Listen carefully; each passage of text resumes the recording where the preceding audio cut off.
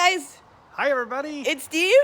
And Mel. Yay! And we're back again. Yeah, we've been gone for a little bit, and a few things have happened. Well, Mel, tell us what things have happened. I cut my hair. Well, look at that. Yep. It's mostly gone. Yeah. Aw. Is she adorable? And? What else happened? Well, Oh, Mel moved into the house. I moved into the house. Yay! It's exciting. That's super so fun. We'll be able to do more projects. So that's lovely. And then another thing that happened is I got this car from a friend of mine. Now it definitely needs some work. It's going to have to get detailed at one point, but it runs really well. So, but when one thing that I did find out when I was driving it around this hot summer is that the AC didn't work. Right. So we figured, well, we could fix that.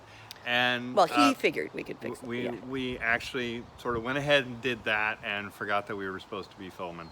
So Yeah. what we're going to do now is we're going to recreate the troubleshooting process, sort of. Okay.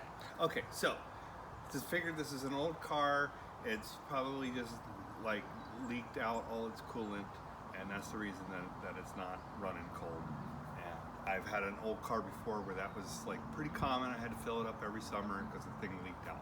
So Mel went to the store and bought one of these canisters, which are actually fairly easy to use. You just sort of find the low pressure side of the AC, which for some reason in this car, the high one is right here where you can get to it, and the low one is back here, basically underneath the engine. What do you think about that? Very, very convenient. Yeah. That's good design.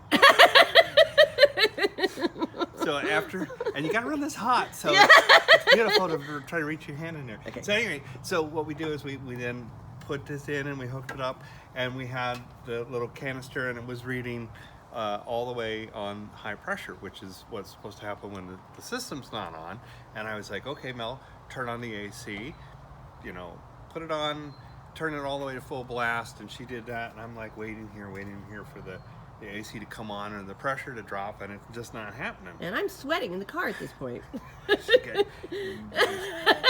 And I'm like, well, what's happening with that? I'm like, so we go in and we look, and we see the AC light is normally would come on when it comes on. It's actually flashing. So we're like, okay, I don't know what that means, but there's probably an indication of some electrical problem. So we go on the internet and we look things up, and we find out that that actually means that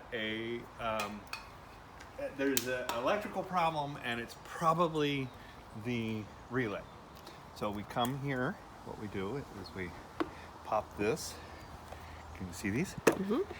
So we pop this. All right, what's going on there? We look under here, Mm-hmm. and instead of just saying AC, it says MG clit, which stands for magnetic clutch, of course. Okay. And you find out that the MG clit relay is what they suggested was that you swap the MG clit relay with the horn relay to see if the problem is the relay. So what did I say about okay, well, let's just switch those out and not worry about it, right? Right.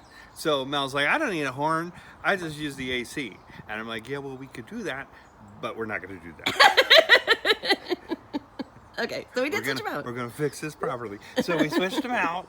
We found out, and yes, indeed, the relay was bad. Yeah. And this is the old relay that we took out. Bad one. And they said, try to wrap it to see if you can get it to come back to life, and it wouldn't do that. So, Mel ran around without a horn for a couple of days until we went and got a relay, and it cost $24 for a replacement. Yeah. And then we plug it in, and lo and behold, Now I have a horn and AC AC. that works, which is fantastic. Now there will be more that we're going to have to fix on this car moving forward. Like, for example, it smells like mold. So I'm going to need to figure out how to get rid of that smell. Also, we're going to need to figure out the detailing on this thing. and yes. And what else? There's something else. Oh, the seat. Oh, the seat, my The seat's seat. been broken, and that's actually going to be in the next project. Yeah. Okay. Thanks, guys. Bye.